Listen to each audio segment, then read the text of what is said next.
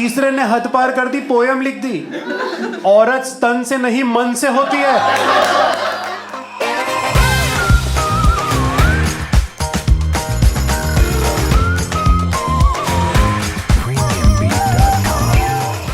तो मैं जनरली कुछ चीज़ें बताऊंगा जो मेरे पर्सनल एक्सपीरियंसेस वगैरह है। जैसे एक एक्सपीरियंस मेरे को कुछ दिनों पहले हुआ, जिससे मुझे एक बात ये समझ में आई कि आदमी जो है औरतों को समझ नहीं पा रहे हैं।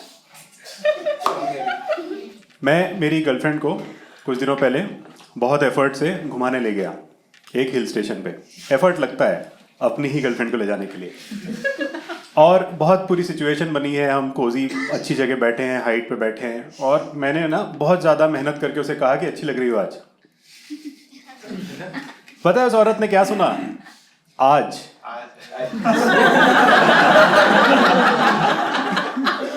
मैंने कहा अच्छी लगती हो जनरली, उसने सुना जनरली।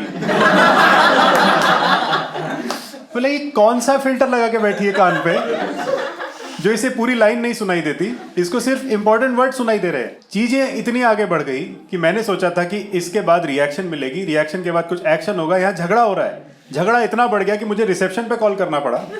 रिसेप्शन पे कॉल करके मैंने उस बंदे को बोला कि आ और मेरा झगड़ा सुलझा। वो बंदा कहता है ये तो आपका आपसी मामला है, इसमें मैं क्या कर सकता हूँ। मैंने बोला टीवी तो तेरा तोड़ रही है।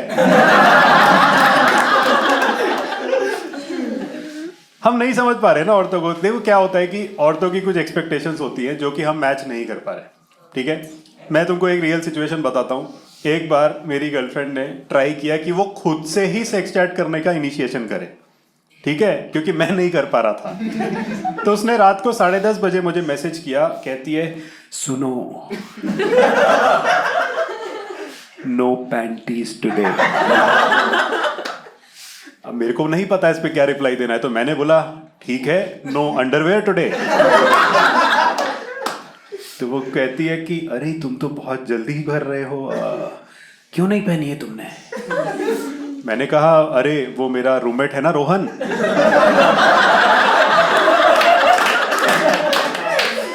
उसके पास नहीं है तो वो पहन के चला गया। अच्छा, फिर मैंने पूछा कि तुमने क्यों नहीं पहनी है? तो वो कहती है तुम्हारा रूममेट है ना रोहन। हमारा पालन पोषण हो रहा है बॉयज व्हाट्सएप ग्रुप में, जहां पे हमारी फॉल्स एक्सपेक्टेशन सेट हो रही है। ठीक है, अब बॉयज व्हाट्सएप ग्रुप का प्रॉब्लम क्या है? पहले तो मैं ये रिवील करता हूँ कि बॉयज व्हाट्सएप ग्रुप क्या है। यहाँ पे जो बैठी हैं लड़कियां उनके लिए। मैडम देखो, आप आ रहे होगे रास्ते से तो आपको कहीं पे एक बहुत गंदा नाला दिखाई दिया होगा। उसमें बहुत काला पानी, एकदम गटर का पानी, बहुत गंदी बदबू आ रही है। उसको कवर करने की कोशिश की जा रही है, बट फिर भी बहुत गंदी जगह है, डिस्गस्टिंग। ठीक है, वो है बॉयज व्हाट्सएप ग्रुप। फिर आपको उसके अंदर में कुछ सुअर एंजॉय करते हुए दिखेंगे।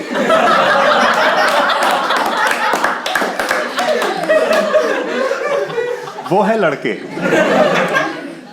हमारा पालन पोषण ऐसी जगहों पे हो रहा है। ठीक है, मेरा खुद का एक स्कूल का बॉयज व्हाट्सएप ग्रुप है जिसके अंदर हम बात नहीं कर सकते एक दूसरे से। मैंने एक बार जनरली पूछ लिया कि भाइयों क्या चल रहा है, उन्होंने मुझे ग्रुप से निकाल दिया। मेरे को एडमिन का मैसेज आया, कहता है अगर वीडियोस होंगे तो बात किया कर, नहीं तो निकल बाहर। जब ऐड किया तो उसने बोला पहले इस ग्रुप का स्टेटस पढ़। हमारे ग्रुप का स्टेटस पता है क्या है? इस ग्रुप में कोई भी लड़का उंगलियों से टाइप नहीं करेगा। जिनको समझना था समझ गए। मैं एक रियल सिचुएशन बताता हूँ। एक बार मैं यहाँ पे फीनिक्स में एक मॉल है, वहाँ पे बैठा हुआ था, और मेरे फूड कोर्ट के अंदर में 2-4 टेबल आगे एक लड़की बैठी हुई है, और वो लड़की एज इन बहुत सही लड़की है। ठीक है, मतलब मेरे लीग से बहुत बाहर थी, तो मेरे को पता था कि कुछ नहीं होने वाला, तो मैं देख भी नहीं रहा था उस साइड। ठीक है, बैठे हैं हम लोग, बैठे और 10 मिनट बाद उस लड़की की 3 दोस्त आई, दौड़ती हुई आई और उसको हक करती है, टाइटेस्ट हक। और हक करने के बाद उसको बोलती है कुत्ती कमीनी बिच, हम तुझे सुबह से मैसेज कर रही है तो रिप्लाई क्यों नहीं दे रही है? ये सिचुएशन देख के मेरे मन में एक साथ बहुत सारे रिविलेशंस आ गए कि मेल फ्रेंडशिप इस टाइप की कभी नहीं हो सकती। जैसे कि कुत्ती कमीनी बिच, ऐसी 2 कौड़ी की गालियां हम नहीं देते।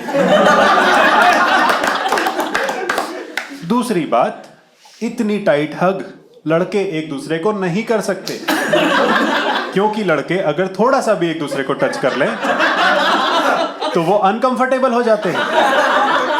मैं एक बार गाड़ी चला के अपने दोस्त को ले जा रहा था, गलती से मेरा हाथ गियर बदलते वक्त थोड़ा सा लेफ्ट चला गया। उस दोस्त ने मुझे आज तक रिप्लाई नहीं दिया है।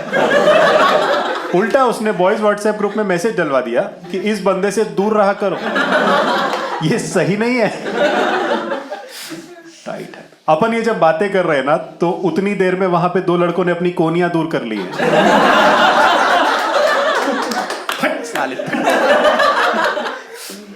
गंदा आदमी है। मैंने बोला इन लड़कियों की बातों पे तो ध्यान देना चाहिए, ये तो कुछ इंटरेस्टिंग चल रहा है। वो 3 लड़कियां उस लड़की का जो भी कुछ बुरा जो भी हो रहा होगा, उसका जो डिप्रेशन था, उसको ठीक करने की कोशिश कर रही थी। उन्होंने क्वेश्चंस पूछने शुरू किए, बता बता क्या हुआ है, सुबह से मैसेज नहीं कर रही, सुबह से मैसेज नहीं कर रही, हमें लगा तुझे कुछ हो गया है। मैंने रियलाइज किया कि सुबह से मैसेज नहीं कर रही है तो उसकी दोस्त परेशान हो गई हैं। अगर मेरे दोस्त जो लड़के दोस्त हैं, अगर वो 2-3 महीना मैसेज नहीं करे तो मैं एज्यूम करता हूं कि वो मर गए होंगे। लड़के यही सोचते हैं, है ना? 3 महीने बाद कोई दोस्त मिले तो बोलते हैं भाई तू जिंदा है। और ये 12-13 घंटे सहन नहीं कर पा रही है एक दूसरे को। उसके बाद उनका कॉन्वर्जेशन थोड़ा और आगे बढ़ा। वो एक बंदी उसको कहती है, सुन तेरी जो भी प्रॉब्लम है, पहली बात तो चेहरा ऊपर करके मेरी आंखों में आंखें डाल के बात किया कर। Talk to me in the eye when I am speaking to you. लड़के नहीं कर सकते ऐसा। लड़के एक दूसरे की आंखों में आंखें डाल के बात नहीं करते। मेरे सारे दोस्त हवा में देख के बातें करते हैं, और भाई क्या चल रहा है, बस बढ़िया। कई दोस्तों के चेहरे तो मैंने इंस्टाग्राम पे देखे, ये मेरा दोस्त है। और इसका रीजन है, लड़के एक दूसरे को आंखों में आंखें डाल के बात इसलिए नहीं कर पाते क्योंकि अगर 2 लड़के 2 मिनट से ज्यादा एक दूसरे को आंखों में आंखें डाल के बात कर ले तो वो दारू पीने बैठ जाते हैं।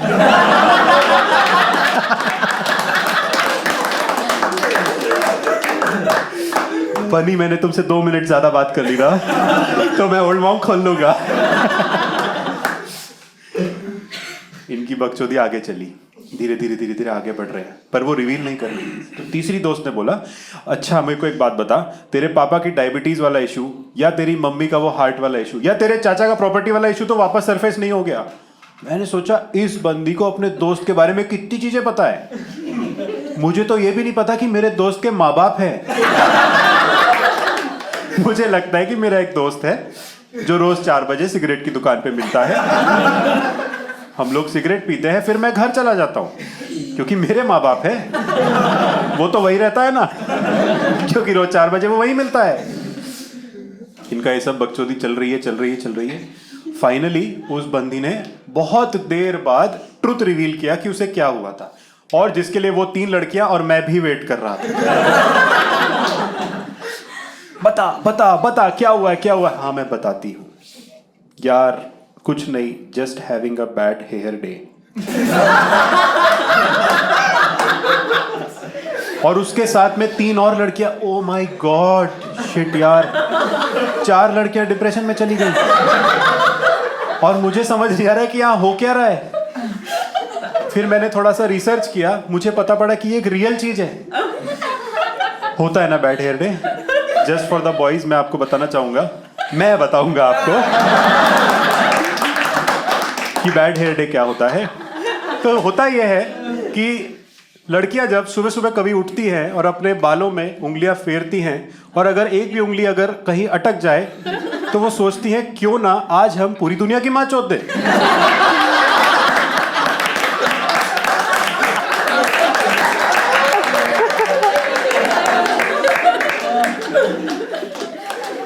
लेकिन लड़कों का भी होता है बैड हेयर डे। मेरा भी होता था बचपन में। पता है कब होता था? जब मेरा बाप मेरे को बाल पकड़ पकड़ के मारता था। आज भी होता है जब 2-4 निकल जाते हैं जो मुझे पता है कभी वापस नहीं आएंगे। Bad hair day. लड़कियां मचा रही है, पता है क्या? हर जगह लड़कियां मचा रही है। मतलब सिर्फ यही एक चीज नहीं है, सोशल मीडिया पे देखो ना, सोशल मीडिया पे तो क्या ही चल रहा है यार। मेरी एक दोस्त ने ब्लैक एंड व्हाइट फोटो डाल दी, उसके नीचे लाइन लग गई लड़कों की, मैं रंग भर दूंगा तुम्हारी जिंदगी में। एक बंदा कह रहा है this is not the end of life. मैं आपको एक सिनेरियो बताता हूँ। नागपुर के अंदर में एक बंदे ने, दिस वाज नेशनल न्यूज, उस बंदे ने पता है क्या किया था? उसने कहा था कि मैं संडे को आके इंस्टाग्राम लाइव पे सुसाइड करूंगा। उसको 0 लाइक्स आए।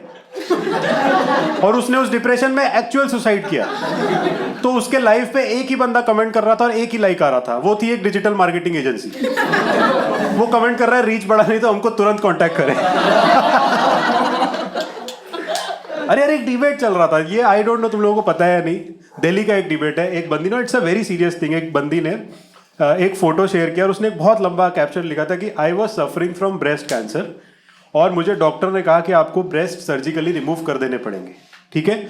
After removal of my breast मुझे मेरी ही फैमिली ट्रोल कर रही है, मेरे खुद के बच्चे मेरे को ट्रोल कर रहे हैं। Removal of a breast, does this make me less of a woman? नीचे मेरे दोस्त जाके लिख रहे हैं नहीं। एक बंदा कह रहा है मेरा तो वहां ध्यान भी नहीं गया था।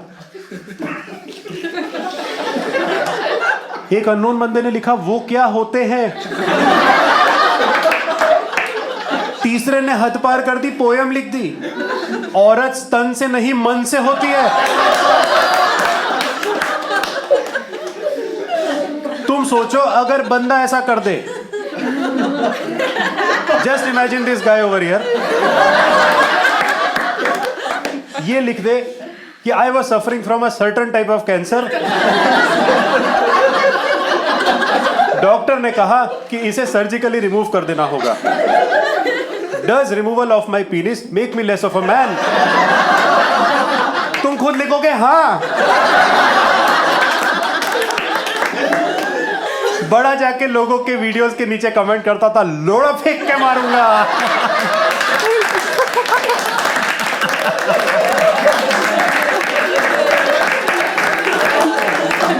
अब फेंक के मार। वैसे भी इतना जाता।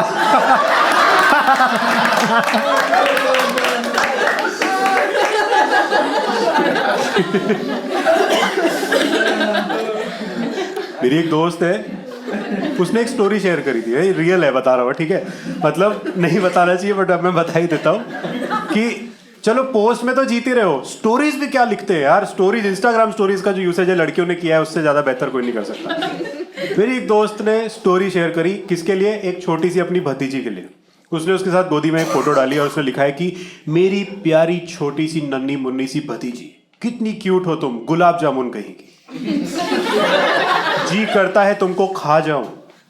अगर तुम थोड़ी सी बड़ी होती ना तो मैं तुम्हारे साथ शादी कर लेती। लाइक पे लाइक, हार्ट रिएक्शंस, कमेंट पे कमेंट, क्या, और लग भी रहा था, मतलब दे वर लुकिंग क्यूट टुगेदर। फिर मैंने सोचा अगर मैं ऐसी स्टोरी डाल दूं, एक छोटी बच्ची मुझे शादी में मिली, मैं उसको गोदी में उठा के अगर ऐसी स्टोरी डाल दूं,